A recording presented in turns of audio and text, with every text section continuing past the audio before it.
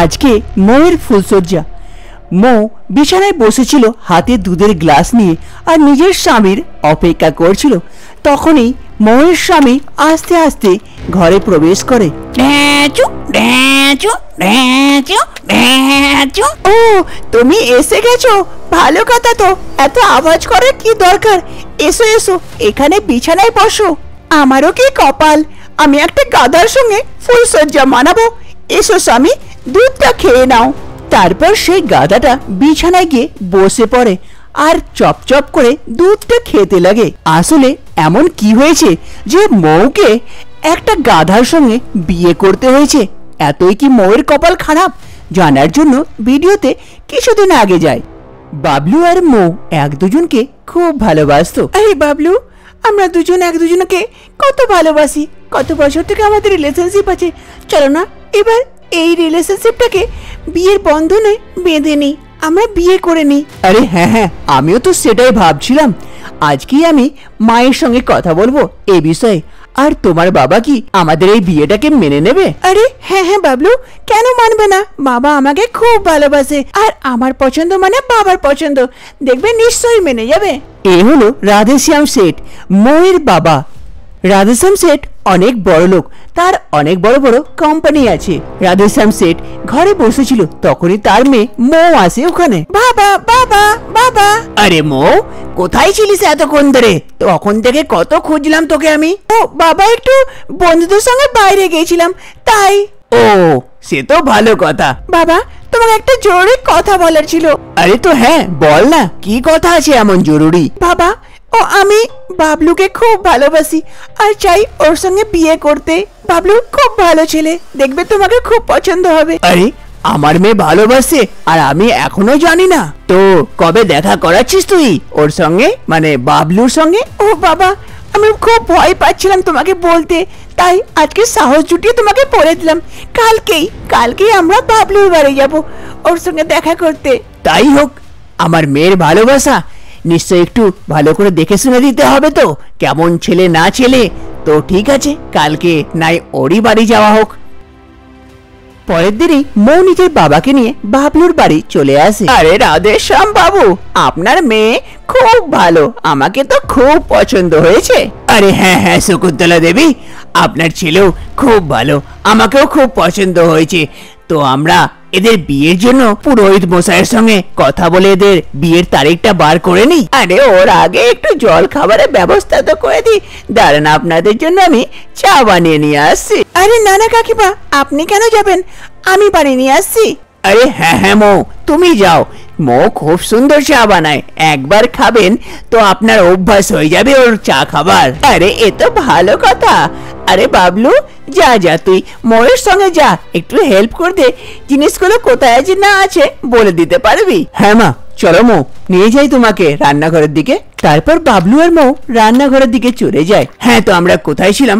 ও বিয়ের তারিখটা। হ্যাঁ হ্যাঁ রাধেশ্যাম বাবু, কিন্তু আমার একটু খুঁত আছে বাবা। আমি যদি কুণ্ডলী না দেখাই তাহলে বিয়ে দিতে পারবো না। আগে বাবলু আর মৌয়ের কুণ্ডলীটা ভালো করে মিলিয়ে নেবো পুরোহিত মশাইয়ের কাছে, তারপরে এই বিয়ের তারিখটা বার করা যাবে। আরে হ্যাঁ, তো এটা তো ভালো কথা, খারাপ কোথায়? আমি তো বারণ করিনি। তাহলে কালকেই না তো সবাই মিলে যাচ্ছি মন্দিরে, ওখানে পুরোহিত মশাইকে কুণ্ডলী দেখিয়ে ভালো করে সব কথা বলেই চলে আসবো একবারে।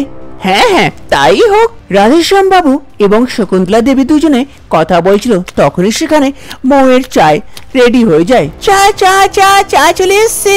তারপর মৌ চা সার্ভ করে, সবাই মিলে চা খায়। তারপরেই রাধেশ্যাম বাবু নিজের মেয়ে মৌয়ের সঙ্গে সেখান থেকে চলে যায়। তারপরের দিনই সকাল সকাল সবাই মন্দিরে চলে আসে। আরে পুরোহিত মশাই, নমস্কার নমস্কার। আরে নমস্কার শকুন্তলা দেবী, আজকে হঠাৎ সবাই মিলে মন্দির চলে এসছো, কোনো কিছু বিশেষ কাজ আছে নাকি? হ্যাঁ হ্যাঁ, একটু বিশেষ কাজই আছে।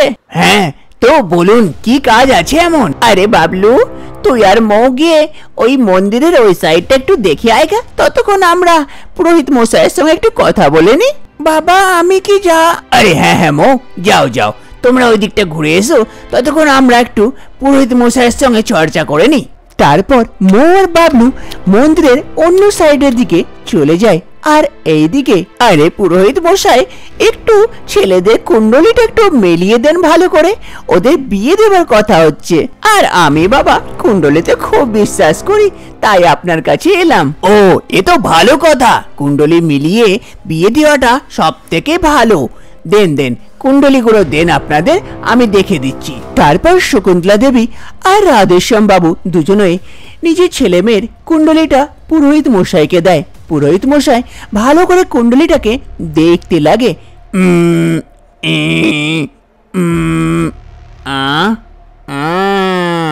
আরে পুরোহিত মশাই কি ব্যাপার, কিছু ব্যাপার আছে নাকি? এতক্ষণ লাগছে দেখতে কুণ্ডলিটা।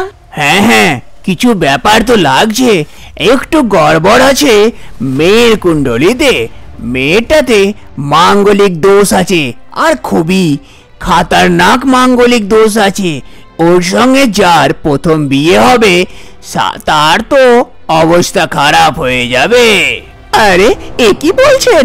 না না বাবা, আমি নিজের বাবলুর বিয়ে এর সঙ্গে দিতে পারি না। ওরে বাবলু, বাবলু আয় রে, তাড়াতাড়ি আয়। মায়ের আওয়াজ শুনে বাবলু এবং মো দুজনে তাড়াতাড়ি সেখানে এসে পড়ে। হ্যাঁ মা, কি হলো? বিয়ের তারিখ বেরিয়ে গেল? ওরে না না, বিয়ের তারিখ? তোর তো এর সঙ্গে কোনো বিয়ে হবার কথাই নাই। চ আমরা এখান থেকে যাই। এ মেয়ের খুব খাতারনাক দোষ আছে, বিয়ে করলে তোর সবকিছু নষ্ট হয়ে যাবে, আর আমি এরকম নষ্ট হতে দেখতে চাই না। এ কি বলছো মা? এর তো কোনো উপায় হবে? পুরোহিত মশাই এর কি কোনো উপায় নেই? আমি মৌকে খুব ভালোবাসি, আর আমি চাই ওকেই বিয়ে করতে। ওকে ছাড়া আমি বাঁচতে পারবো না। পুরোহিত মশাই দেখুন না কোনো উপায় বার করে। একটা উপায় আছে, যদি এ মেয়ের অন্য কারোর সঙ্গে বিয়ে দিয়ে দাও, যেমন কোনো জন্তু জানোয়ারের সঙ্গে, তাহলে দোষটা ওই জন্তুর ওপরে চলে যাবে। আর তারপরে যদি এই ছেলে বিয়ে করে, এর ওপরে আর কোনো দোষ আসবে না। হ্যাঁ, কিন্তু কালকের দিনটা খুবই শুভ আছে। যদি কালকে এই কাজ করা যায় তাহলে তো মজা হয়ে যাবে। আর কালকের পরে এই সময়টা আবার 1 বছর পরে আসছে, তো আপনারা একটু দেখে নেন কি করবেন। আরে না না পুরোহিত মশাই, আমি নিজের মেয়ের খুশির জন্য সবকিছু করতে পারি, আপনি সবকিছুর ব্যবস্থা করুন। আমি কালকে এই পুজো করাতে চাই আর মেয়ের বিয়ে দিতে চাই। কোনো জন্তু জানোয়ারের ব্যবস্থা আমি করব, আপনি সবকিছু একটু দেখে নেন। ঠিক আছে, কালকে তাহলে সকাল সকাল আমি সব ব্যবস্থা করে রাখবো, আপনারা সময় মতো চলে আসবেন। তারপরের দিন পণ্ডিত মশাই সবকিছুর ব্যবস্থা করে রেখেছিল, সবাই পৌঁছে গিয়েছিল, কিন্তু রাধেশ্যাম বাবু এখনো পর্যন্ত আসেনি কোনো মোয়ের জন্য কোনো বর নিয়ে, তাই সবাই চিন্তিত ছিল। আরে এত দেরি হয়ে গেল, রাধেশ্যাম বাবু এখনো এলো না। শুভ সময়টা পার না হয়ে যায়, অনেক সময় তো হয়ে গেল। কি করছে কি জানি, বর পেলো কি পেলো না, সবাই অনেক চিন্তিত ছিল। তখনই রাধেশ্যাম বাবু আসে মোয়ের জন্য বর নিয়ে।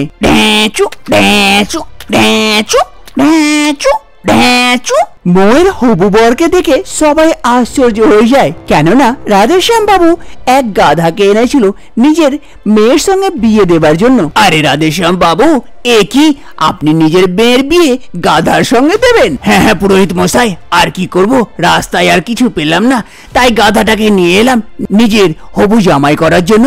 এবার তাড়াতাড়ি চটপট করে আমার মেয়ে মোয়ের সঙ্গে এই গাধাটার বিয়ে দিয়ে দেন। হ্যাঁ হ্যাঁ নিশ্চয়ই দেবো তো, আপনার যদি মর্জি, আপনার মেয়ের সঙ্গে গাধার বিয়ে প্রথমবার আমি দিচ্ছি, কোনো মানুষের সঙ্গে গাধার বিয়ে।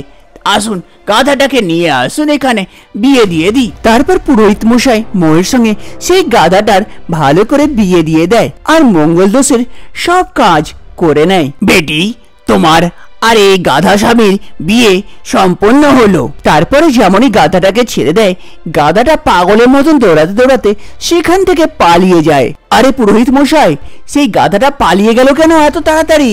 আরে বাবা, ওর উপরে সব মঙ্গল দোষ চেপে গেছে, এবার গাধা তো খেপে গেছে। তাহলে পুরোহিত মশাই, আমাদের বিয়েটা কবে হবে? তোমাদের বিয়েটা 1 সপ্তাহ পর একটা ভালো সময় আছে, সেই সময়ে তোমাদের বিয়েটা দিয়ে দেবো, সবকিছু মঙ্গল হবে। তার 1 সপ্তাহ পর বাবলু আর মৌয়ের বিয়ের আয়োজন করা হয়। আরে পণ্ডিত মশাই, আমার ছেলের কোনো অসুবিধা হবে না তো এই মেয়ের সঙ্গে বিয়ে দিলে? কোনো ভয়ের কারণ তো নেই না? আরে না না, আর কোনো ভয়ের কারণ নাই, যা ছিল সব কেটে দিয়েছি আমি। ওম সর্বমঙ্গল মঙ্গলে শিবে সর্বার্থ সাধিকে শরণ্যে ত্র্যম্বকে গৌরী নারায়ণী নমস্তুতে। তোমাদের বিয়ে সম্পন্ন হলো, এবার যাও বড়দের আশীর্বাদ নাও আর নিজের গৃহস্থী জীবন খুশি খুশি ব্যতীত করো। এই বিয়ে হওয়াতে মৌ আর বাবলু খুব খুশি হয়, তারা নিজের ভালোবাসা পেয়ে যায়।